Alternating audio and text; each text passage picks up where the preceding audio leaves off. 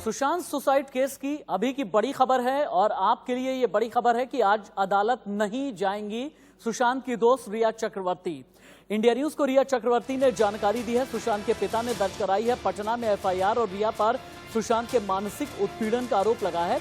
सुशांत के खाते से 15 करोड़ रुपए निकालने का आरोप भी लगा है और वो कंपनीज जिनमें जॉइंट डायरेक्टर थे रिया चक्रवर्ती और सुशांत सिंह राजपूत, उनके बारे में भी पूछताछ की जाएगी, उनके भी डिटेल्स खंगाले जाएंगे और आगे चल के रिया चक्रवर्ती पर गिरफ्तारी की तलवार लटक रही है क्योंकि एफआईआर में खुदकुशी के लिए उकसाने का आरोप है। सुशांत ने अपने फ्लैट पर खुदकुशी की थी। सुशांत की मौत खुदकुशी या फिर साजिश, इसी एंगल पर आगे भी जांच चल रही है और चूंकि एफआईआर दर्ज कराई गई है रिया चक्रवर्ती के खिलाफ, सुशांत सिंह राजपूत के पिता की तरफ से सुशांत के सुसाइड पर सियासत भी इन सभी खबरों के बीच बिल्कुल फुल स्पीड है और ऐसे में बिहार पुलिस की टीम मुंबई पहुंची हुई है। सुशांत के पिता ने दर्ज कराई है पटना में एफआईआर और बिहार पुलिस की जो टीम मुंबई पहुंची है, मुंबई पुलिस के साथ में कोऑर्डिनेशन में यह समझा जा रहा है कि सुशांत और रिया चक्रवर्ती में जो करीबियां थी उनमें कितनी। और उधर पटना पुलिस पूरे मामले की जांच के लिए मुंबई पहुंच गई है। पटना पुलिस ने मुंबई के पुलिस कमिश्नर से मुलाकात की। इधर कंगना रनावत ने एक बार फिर ट्वीट कर रिया पर सवाल उठाए हैं। सुशांत के अकाउंट से 15 करोड़ से ज्यादा गायब हैं और महेश भट्ट ने पुलिस को दिए अपने बयान में कहा है कि रिया चक्रवर्ती उन्हें अपना गुरु मानती हैं। कोई आश्चर्य नहीं, फ्रॉडगिरी सिखाई नहीं जाती। ये संपर्क में रहे उद्धव ठाकरे से सुशांत सिंह केस की सीबीआई जांच कराने की मांग की है। न सिर्फ बिहार के बल्कि देश भर के युवाओं का, उनके फैंस का, उनके फॉलोअर्स का की ये मांग है कि इसकी सीबीआई जांच होनी चाहिए। यही आग्रह करने के लिए कल रात मैंने माननीय मुख्यमंत्री महाराष्ट्र उद्धव ठाकरे जी से मेरी बातचीत हुई और उनसे मैंने आग्रह किया कि अगर मुंबई सरकार, महाराष्ट्र सरकार अगर इस केस को सीबीआई को हवाले करती है तो कहीं ना कहीं उनके जितने भी फैंस हैं, समर्थक हैं, उनका विश्वास और ज्यादा बढ़ेगा। बट बहरहाल मैं उनकी भी मजबूरी समझता हूँ। मुख्यमंत्री हैं और गृह विभाग राज्य सरकार का विषय है और उनका विश्वास है अपने विभाग पर, महाराष्ट्र पुलिस पर। उन्होंने मुझे विश्वास दिलाने का प्रयास किया कि महाराष्ट्र पुलिस निष्पक्षता से, गंभीरता से अच्छा कार्य कर रही है। छोटे बड़े कोई भी दोषी अगर इस केस में पाए जाते हैं उनके ऊपर सख्त से सख्त कार्रवाई होगी। हम पूरी इन्वेस्टिगेशन करने जा रहे हैं। सुशांत आत्महत्या केस में इन्वेस्टिगेशन के कई एंगल्स निकल करके सामने आएंगे और इस पूरी इन्वेस्टिगेशन के लिए मेरे सहयोगी हैं, एक पैनल भी है।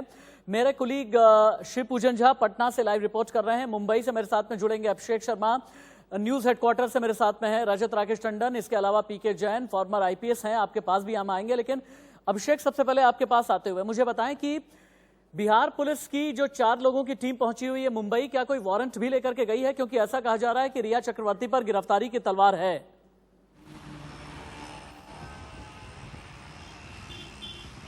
वारंट के बारे में तो पता नहीं है, लेकिन हाँ, जो बिहार पुलिस की अगर हवाले से बात करें तो बिहार पुलिस से जरूर यहाँ पर आई है, उनसे पूछताछ करने के लिए आई है। यानी हम समझ सकते हैं कि वारंट उनके पास होगा, क्योंकि देखिए पूरा मामला 25 जुलाई को एफआईआर रजिस्टर कराया गया है। उसके बाद से वारंट लेने का समय मिलता है, वारंट लेकर ही बिल्कुल यहाँ मुंबई आई है, जो जानकारी है। और उस हिसाब से अभी रिया चक्रवर्ती को पता है कि उन्हें गिरफ्तारी हो सकती है और गिरफ्तार करना पड़ेगा पुलिस को। यही वजह है कि बिहार पुलिस और मुंबई पुलिस दोनों आपस में बातचीत कर रहे हैं और लगातार लीगल टीम के साथ लगातार रिया चक्रवर्ती बातचीत कर रही है। गिरफ्तारी के लिए भी एक प्रोटोकॉल होता है, मेरी बात समझिएगा। अगर पटना में एफआईआर दर्ज की गई है, 4 लोगों की टीम पहुंची है, मैं एक चीज ये भी समझना चाहूंगा, प्रोटोकॉल के तहत, नियम कायदे कानून के तहत क्या 4 लोगों की टीम में कोई महिला पुलिस भी है या नहीं है? देखिए बिल्कुल उन्हें पता है कि एक महिला की पूछताछ करने जा रहे हैं। जानकारी जो हमें मिली है कि महिला के बिल्कुल इसमें है और महिला पुलिस अधिकारी जरूर यहाँ पर उनके साथ आई हुई है। जो जानकारी हमारे पास, हालांकि इसमें कोई कंफर्मेशन अब तक नहीं आया हुआ है, लेकिन इसके साथ उन्हें पता है कि मुंबई पुलिस यहाँ पर है, मुंबई पुलिस के साथ में सब कुछ जाना है, तो मुंबई पुलिस की तरफ से महिला अधिकारी उन्हें दिया भी जाएगा और बातचीत की जाएगी। और अब बात इस बात की चल रही है लगातार कि इस पूरे मामले पर कि किस तरीके से उनसे आज पूछताछ हो और उनसे पूछताछ करने का पूरा प्लान बिहार पुलिस ने लगा रखा है कि बिहार पुलिस मुंबई पुलिस के साथ मिलकर उनसे पूछताछ करना चाहती है, बातचीत करना चाहती है। लेकिन देखिए रिया को पता है कि उनके खिलाफ एफआईआर हो चुका है, पूरे परिवार को पता है एफआईआर हो चुका है। अब आप रुके, शिव पूजन झा के पास चलते हैं। शिव पूजन झा, एफआईआर में क्या है ये तो हम लगातार दिखाई रहे हैं, लेकिन ये बताएं कि 1.25 महीने के बाद अगर एफआईआर दर्ज हुई है तो किन हालातों में एफआईआर दर्ज हुई है? सवाल नंबर 1। एफआईआर दर्ज करने के लिए जो भी पीछे से प्रेशर था, ये प्रेशर किसका था? सवाल नंबर 2। और जैसा कि मैंने कहा कि ये हालात क्या बने कि 1.25 महीने के बाद पटना में एफआईआर दर्ज हुई है।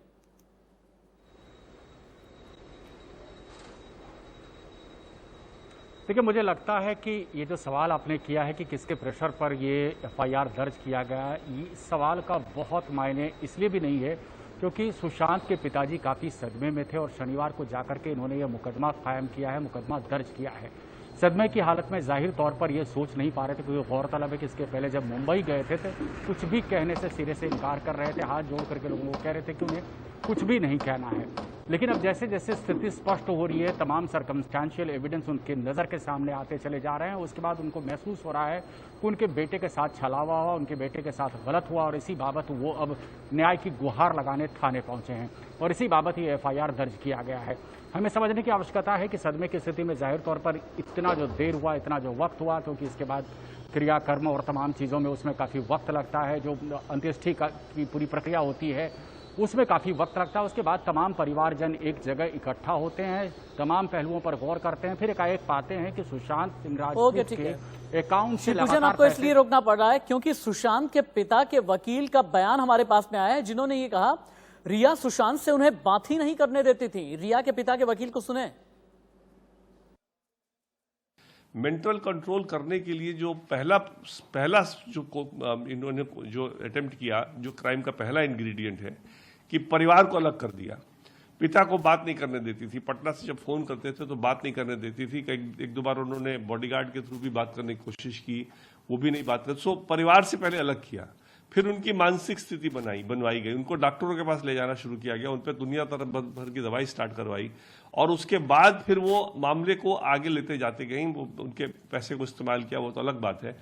उसके बाद जो है वो जब उनको लगा लास्ट में कि मेरे काम के नहीं है, जब उससे कहा कि मैं ऑर्गेनिक फार्मिंग करूंगा, कूर्ग में जाके जमीन वगैरह भी देखने लगा, दोस्त से उसने भी बात की, महेश से भी, तो उसको लगा कि अब मेरे काम का नहीं है, तो फिर वो छोड़ के चले गए, फोन ब्लॉक कर दिया। देखिए, जिसके पास उसकी सारी मेडिकल रिकॉर्ड है, जो जानती है उसको क्या दवाई खानी है और जो मालूम है कि उस पर पूरा डिपेंडेंट आज के दिन हो गया है, उसको छोड़ करके वो चली गई ब्लॉक करके। और उसी के बाद दिशा सल्यान उसकी सेक्रेटरीज ने रखवाई थी, उसका सुसाइड हो गया। तो कई चीज से बहुत एंग्जाइटी उसकी बढ़ती चली गई और जो बढ़ती चली गई वो अल्टीमेटली सुसाइड पे उसका अंजाम मिला और उसके लिए क्लियरली रिया चक्रवर्ती जिम्मेदार है। पैनल को ओपन कर देते हैं हम और श्री पूजन झा पटना से मेरे साथ में है, मुंबई से अभिषेक शर्मा है, न्यूज हेडक्वार्टर से रजत राकेश टंडन के पास में चलेंगे, लेकिन पीके जैन फॉर्मर आईपीएस भी मेरे साथ में है। पीके जैन, अभी तक की जांच जिस दिशा में आगे जा रही है सुशांत सुसाइड केस की, वो पूरी तरह से आप भी देख रहे हैं, पढ़ रहे होंगे, जान रहे होंगे मीडिया के जरिए।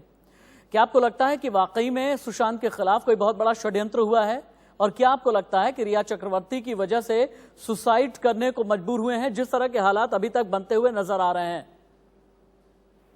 देखिए, अभी इसमें 2 केसेस दाखिल हो गए। एक तो मुंबई में जो एक्सीडेंटल पिछले तकरीबन 45 दिन से चालू है, उसमें जो भी पुलिस के सामने तथ्य आए हैं, जिन भी लोगों की उन्होंने स्टेटमेंट इकट्ठी की है, क्योंकि पहले ये एंगल दिया जा रहा था कि ये जो फिल्म इंडस्ट्री में जो माफिया है, अलेजेड माफिया, उस माफिया की वजह से इन्होंने सुसाइड कमिट किया। सुसाइड कमिट भी किया या इनका मर्डर कर दिया गया या अबेटमेंट किया गया सुसाइड के लिए, ये सारी अलग अलग थ्योरीज जो हैं अलग अलग लोग अपने अपने हिसाब से प्रोपेगेट कर रहे थे। अब दूसरा जो ऑफेंस, एक्चुअली जो एक ही ऑफेंस दाखिल हुआ है वो बिहार में दाखिल हुआ, उनके फादर की कंप्लेंट पे जो 40 दिन के बाद में की गई, जो भी तथ्य उनके सामने आए, लेकिन ये चीजें उन्होंने मुंबई पुलिस के सामने बयान नहीं की। अभी ये तो इसमें दिख रहा है, जो सारी चीजें उनके सामने, जैसे उनको पता चला होगा कि इसमें बहुत सारे पैसे का गबन किया गया या पैसा जो था वो रिया चक्रवर्ती के अकाउंट में या उसके भाई के कंपनियों में चला गया, ये सारी बहुत सारी चीजें हैं जो बिहार की पुलिस अब साथ में ये थ्योरीज लेके आई है।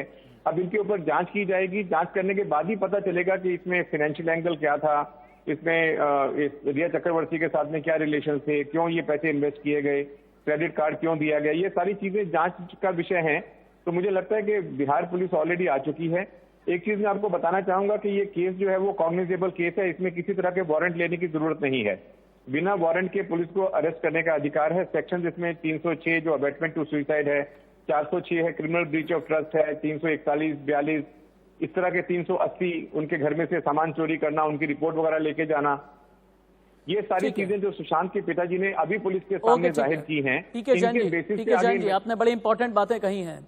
आपका ये कहना है कि वारंट की जरूरत नहीं है, सीधे तौर पर गिरफ्तारी हो सकती है क्योंकि कॉग्निजेबल केस हैं, धाराएं लगाई गई हैं, जैसा कि आपने बताया है।